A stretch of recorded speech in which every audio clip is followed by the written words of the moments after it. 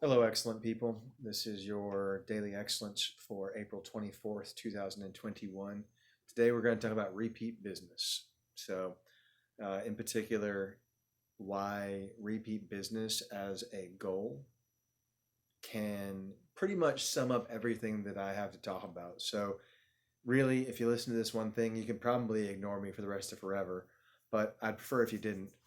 So, let's dig in and we'll see if there's anything worth unpacking after this one. In particular, when I talk about repeat business, there's a saying that I heard once upon a time in a book, which is the worst insult to a person is the not wanting to do repeat business. So this particular book was, I guess it was A Deepness in the Sky by Werner Vinge.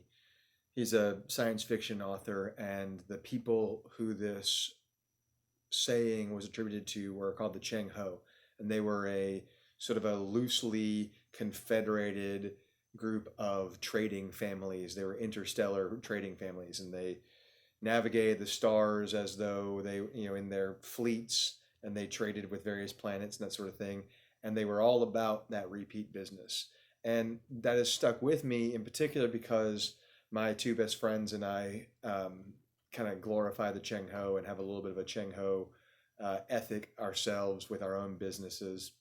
But in particular, that repeat business thing really does play into how I like to do business and how like they like to do business. And I want to dig into it a little bit because, first of all, from a purely economics standpoint, running a business, it is always cheaper for you as a business person to do business with someone whose loyalty you've already gained or whose business you've already gained. There's none of the discovery cost that comes from finding new business. Most marketing is geared towards finding new business. So all that money that you're spending could be eliminated if you had sufficient repeat business. Now, there's probably value in continuing to draw in new business anyway, even on a small scale, even on a low level, but that's not the point of this conversation. Simply, we're looking at it from a, like I said, purely economic standpoint. Repeat business is good for business. On that same economic level, repeat business usually leads to more repeat business in the sense of if you have someone who does repeat business with you, they are probably going to tell their friends, so they'll refer you. The kind of person who does repeat business generally leads to referrals. Referrals are good because they're vetted referrals. And that should make enough sense that I don't have to go digging into that.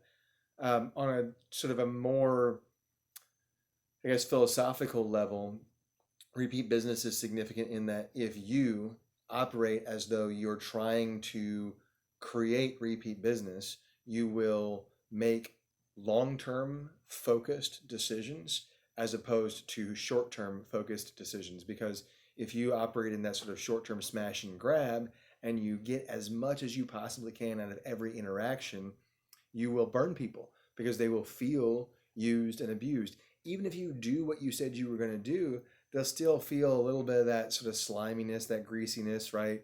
Everybody can kind of, I'm sure everybody's got a story or two about a salesperson that they did business with, but then they kind of regretted later. And they're like, you know what? I got what I wanted, but I don't know that I'd do business with that person again because of the way they made me feel.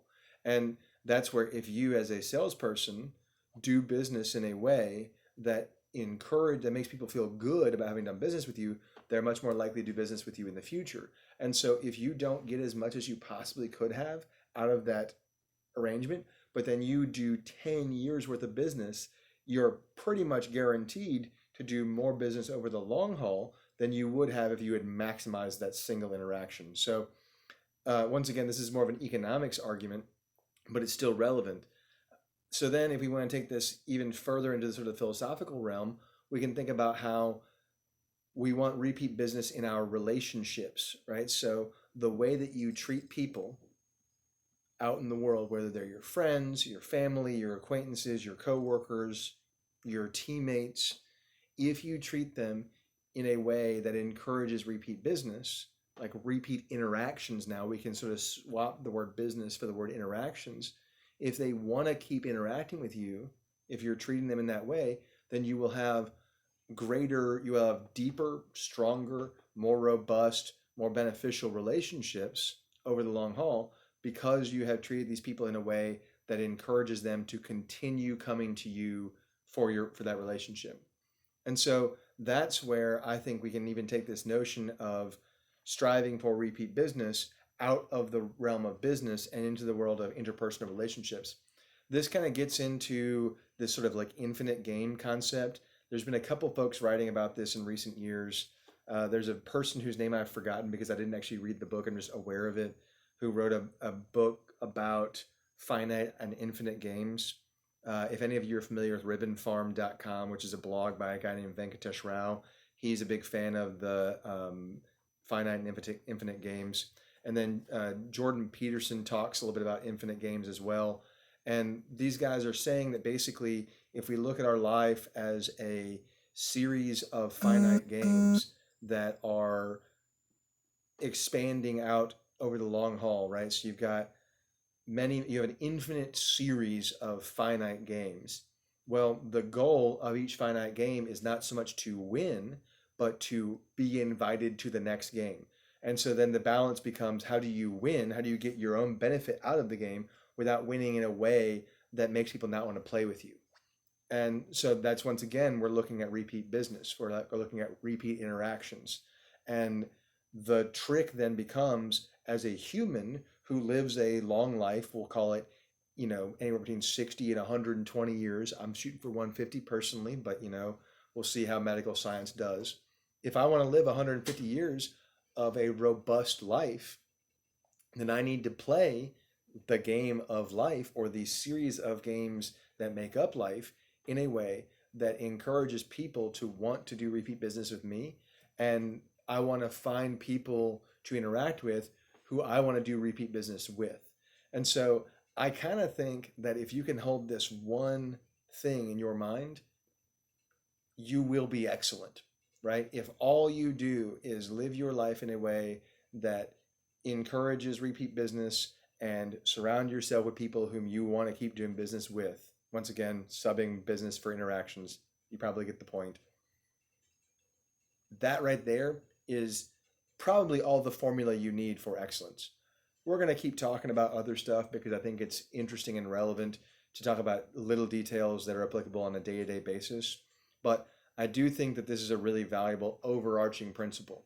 So once again, going all the way back to the beginning of this, having now kind of made the case for what repeat business means, what it looks like, how it can be relevant, now you can see where the greatest insult that you could give to me, for example, would be to say, I wouldn't do business with him again. And if you said that to me, that would be a meaningful insult. I would be hurt by that. I would be ashamed by that. I would wonder what went wrong, what I could have done better. And I would want to fix that. I would want to make sure that I went into my next relationship, my next interaction, my next business dealing, having made the adjustments from the failure that came from the person telling me that they wouldn't do business with me again. So that's your food for thought there. There's your little insult for you. You can take that one with you and you can throw it at people you don't like. I recommend trying to be a bit more positive than that, but it's, a little bit fun to consider. And there's your guidance, for your overarching guidance when thinking about things on a strategic long term of, if a decision would lead to repeat business, it is a worthwhile decision. And if a decision would diminish your likelihood of getting repeat business, it is a less worthwhile decision. And that's it.